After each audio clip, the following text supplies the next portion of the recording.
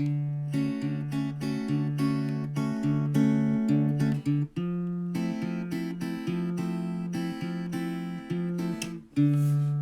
and welcome to Doctor Who in the Drinks Trolley, episode 14. I'm Pierre. And I am Vivian. Hello, Vivian. Hi.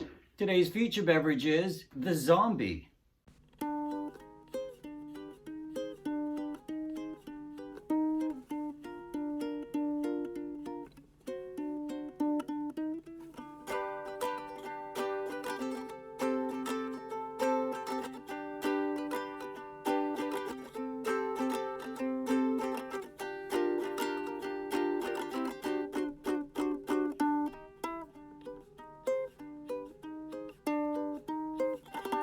Cheers!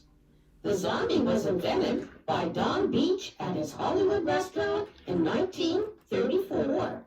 It was popularized on the East Coast at the 1939 New York World's Fair. Over 44 million people came to see. So Vivian, what story would you like to talk about today? We will talk about Doctor Who, The Robots of Death, released on January 29th, 1977, and written by Chris Boucher. Chris also wrote The Face of Evil and Image of the Fendel.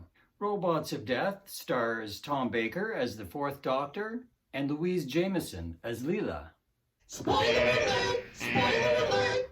A sand miner the size of a space freighter is sifting through a desert. Its crew are Commander Uvanov, played by Russell Hunter, Toos, played by Pamela Salem, Dask, played by David Bailey, Chubb, played by Rob Edwards, Borg, played by Brian Croucher, Poole, played by David Collins, Cass, played by Tarek Yunus, and Zilda, played by Tanya Rogers. There are also three types of robots aboard: the Black Dumbs, who can't speak, Green Vox, who can speak, and one Silver Super Vox SV7, who controls all the other robots. The crew are relaxing in one of the lounge areas, while the robots keep it running from the control center. A robot reports that they've located a sandstorm. Uvanov and the crew go to work taking over from the robots in the control center. Chubb's gone to get some equipment, but it's stuck, so he calls for a robot. The robot strangles him to death. Poole goes looking for him, but he hears a scream. Someone is in trouble. He finds Chubb's body strangled with what looks like a bicycle reflector stuck to the back of his hand. Poole goes back to tell Uvanov about the murder, but the commander wants to keep working on the storm. He is very cold. The crew insists they give control back to the robots. They return to the lounge to deduce which one of them has murdered Chubb. Meanwhile, the TARDIS is in space among the stars. Leela is in the auxiliary control room. She's playing with a yo-yo. She thinks it's part of the magic that keeps the TARDIS working.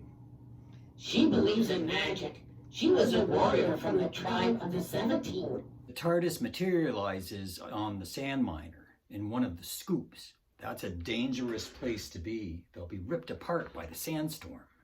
They are soon rescued by robots and locked in a room. Since they are strangers, Upanov assumes they are murderers. They escape the locked room. The Doctor goes to find the TARDIS. Leela gets separated from him. The Doctor finds Carol's body strangled with a reflector on his hand inside one of the hoppers. He gets locked in and it starts filling with sand, burying them both. Now there have been two murders. And the Doctor's gonna die!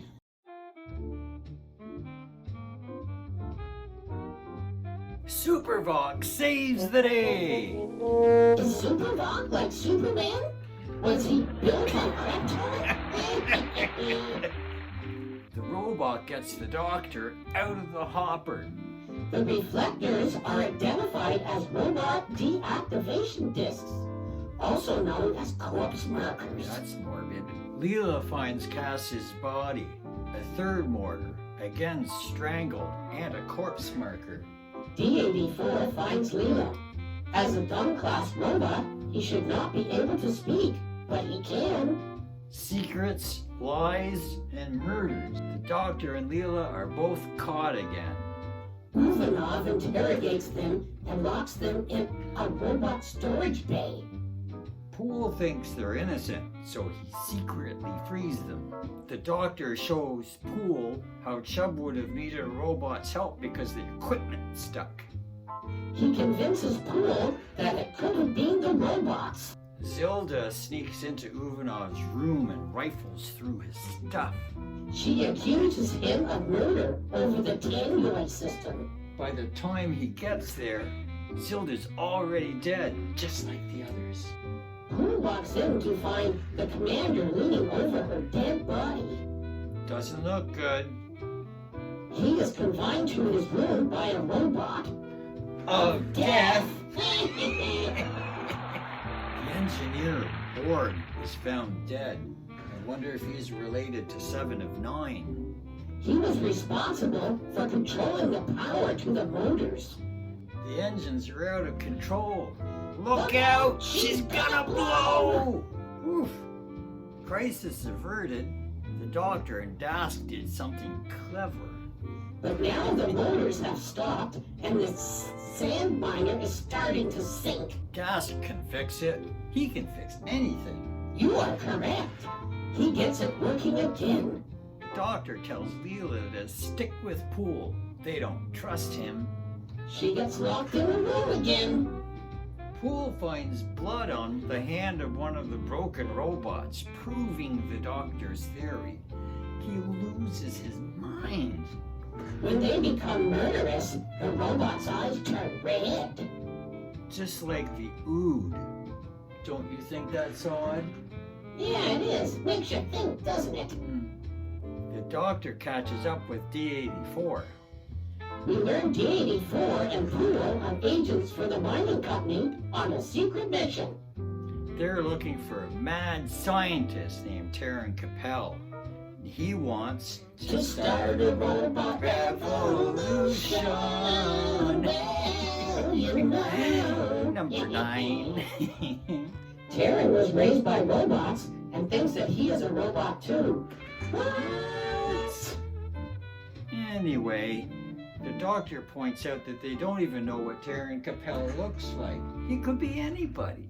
The doctor and D-84 go looking for Terran Capel's workshop. The robots are ordered to kill the remaining humans. V5 tries to kill Leela, but she throws a cloth over his face and escapes the locked room. The doctor finds Capel's workshop and a laser sim probe. D-84 says the laser sim probe can punch a hole in a 6-inch armor plate or take the crystals from a snowflake. You can't get one on Amazon. Trust me, I checked. The doctor uses his communicator to let Tus know about the robot uprising. He tries to get everybody to the command center. Tus tries to leave her room, but there is a robot at the door waiting to kill her. Leela tries to get Poole to come with her, but he's lost his marbles and won't budge. Uvanov finds a doctor and robot tries to kill him. Uvanov finally believes in the robot revolution. Tus's robot is back strangling her. The doctor and Uvanov get away and they head for the control center. D-84 runs to rescue Tus. She is okay. Leah arrives and they go to the control room. D-84 brings Poole to the control room. They find 2 robots deactivated. Uvanov says everything's okay. It's not. Poole has robophobia, otherwise known as Grimwade syndrome. Peter Grimwade was the production assistant who learned that all the stories he worked on were about robots. SV7 warns over the Tannoy system they have 5 minutes to surrender. Dask is banging on the doors. Let me in! Dask is Terran Capel! Cool makeup. I think David Bowie would have approved. The doctor puts Leela in a space behind the wall with a tank of helium.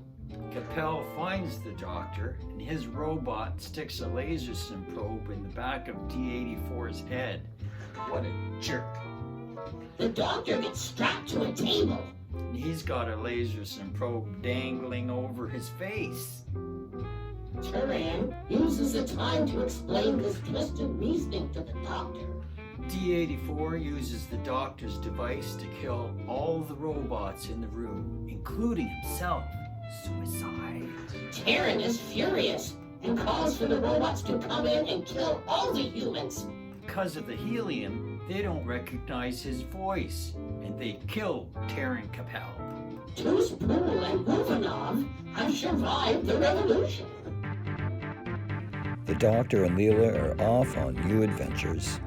They didn't even stay to make sure they are rescued from the sand miner. That's it for today. We hope you enjoyed it. Don't forget to like and subscribe. It is what the doctor would do. Let us know what Doctor Who stories you'd like us to ramble on about in the comment section down below. Join us next time for Yellowbird and Doctor Who Rose. I'm Pierre. And I am Vivian. See you next time.